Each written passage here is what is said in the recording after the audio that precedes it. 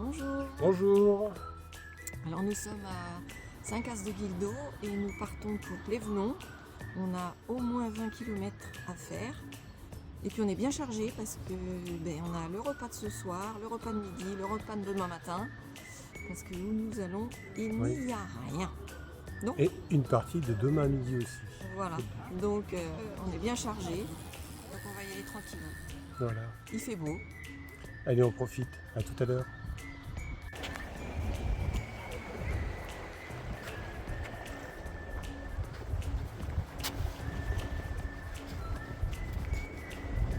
Alors on longe la mer. Si on était parti plus tôt, on aurait eu les pieds un peu plus mouillés parce que la mer par-dessus la digue par endroits. Et on arrive en face au port. C'est vraiment charmant. Hein, ah bah là aussi, hein, la mer, c'est tout mouillé. La mer a dû passer en marée haute par-dessus.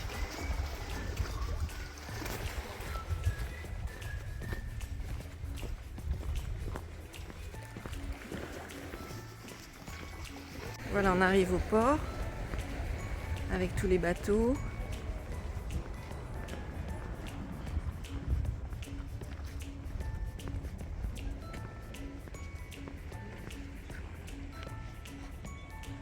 C'est pas mal comme réveil matinal avec ce beau ciel bleu.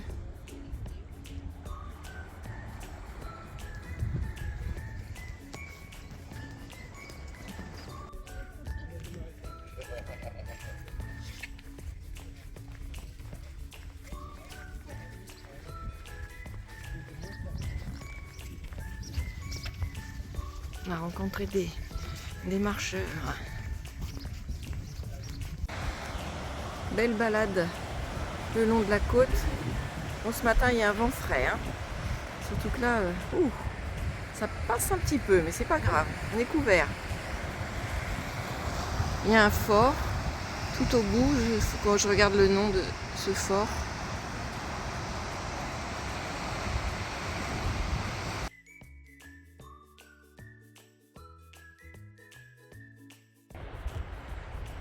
Là, c'est un hommage aux victimes de la frégate météorologique La Place. Je ne sais pas trop. Il faut qu'on se renseigne exactement ce que c'est.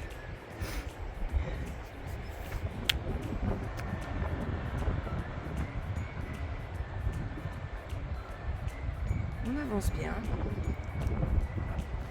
Alors, on vient d'avoir l'explication de cette histoire. Donc, c'est un bateau, une frégate météorologique qui était venu se réfugier lors d'une tempête devant le fort La Latte.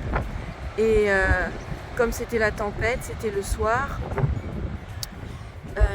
ils se sont mis là, sauf que le bateau a dû bouger et en dessous il y avait des mines de la guerre, des Allemands, et ces mines explosaient au bout de 10 à 15 fois qu'on tape dedans.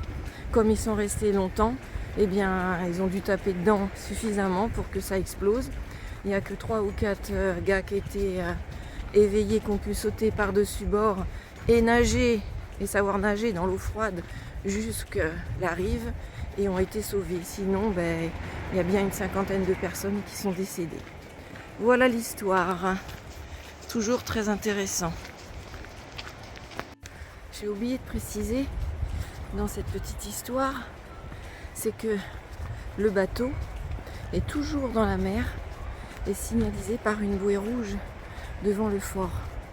Et nous connaissons toute cette petite histoire parce que nous avons pris le temps de discuter avec un papy qui était devant le monument. C'est pour ça qu'on prend notre temps pour marcher. On est là, pas là que pour marcher. C'est bien aussi de connaître l'histoire du chemin que nous prenons. C'est quand même très intéressant. Alors la bouée rouge, on ne pourra pas la voir parce que c'est trop petit. Nous on la voit à l'œil, mais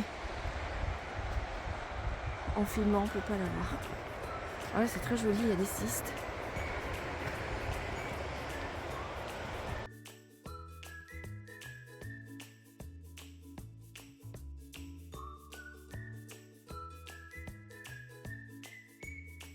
On se fait une petite pause. On a trouvé un banc. Ça fait plus d'1 heure et demie qu'on marche. Ça fait pas de mal de s'arrêter, de poser le sac. Voilà, Bernard transpire, il est son dos. Il y a des gens qui courent.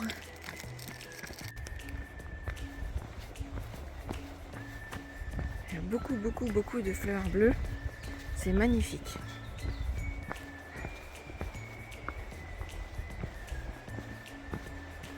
Alors aujourd'hui on est bien chargé. Hein. Bien, moi j'ai pas beaucoup dormi cette nuit. J'ai dû m'endormir sur le matin. Alors les gambettes ce matin, c'est un peu du caoutchouc. Hein. Hop là.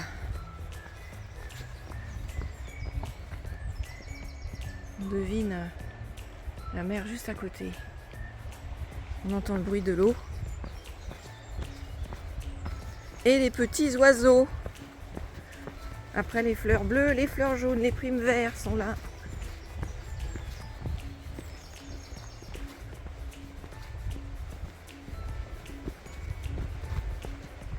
Voilà, on vient d'arriver au bout du chemin. On tombe sur une belle plage avec un banc de sable. On va peut-être le voir un petit peu plus loin, un peu mieux. Parce que je vois des gens de l'autre côté là. Allez, à suivre. C'est beaucoup plus joli.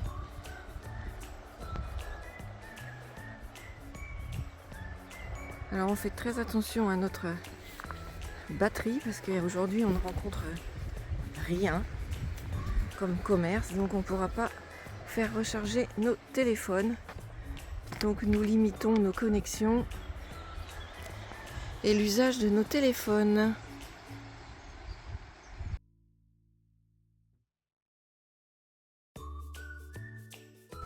On est arrivé là, Moulin de la Roche-Noire.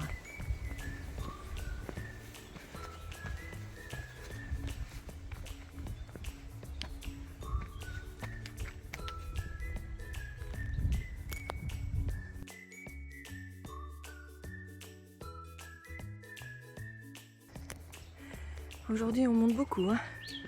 Et là arrivé en haut, un champ de marguerites blanches. Un peu de plat, ça fait du bien. Hein. Même si ça dure pas longtemps.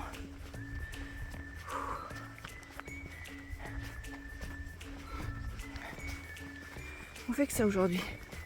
J'ai l'impression qu'on monte plus qu'on descend.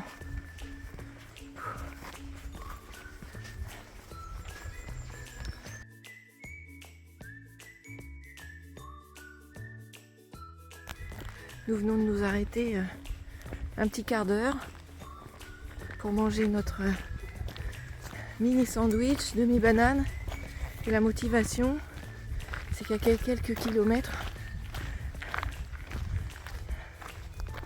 on va manger des huîtres. Voilà. Alors chaque jour, c'est soit le barrage de la Rance, soit c'était le pont, le viaduc. Là aujourd'hui c'est un petit pont. Passer le pont, et ben on va manger des huîtres. Allez, à tout à l'heure. Voilà, on arrive au pont. Et après le pont, on va tourner à gauche pour aller au bar à huîtres, là-bas.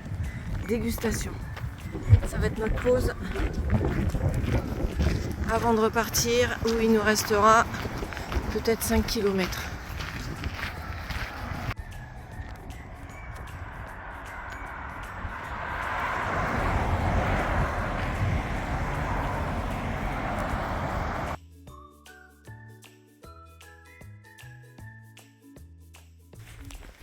C'était l'Italie.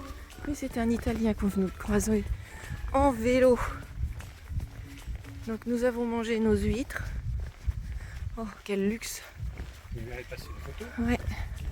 Et puis il nous reste 3 km 5 pour arriver à notre hébergement pour ce soir.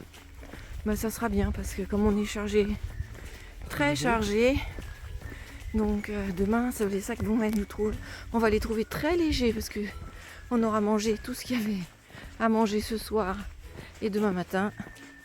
Donc ça sera parfait. Voilà. On arrive, je pense que c'est cette maison. Il y a marqué qu'on est à moins de 100 mètres, donc ça doit être celle-ci, il n'y en a pas d'autres. Et on a fait un peu plus de 20 km.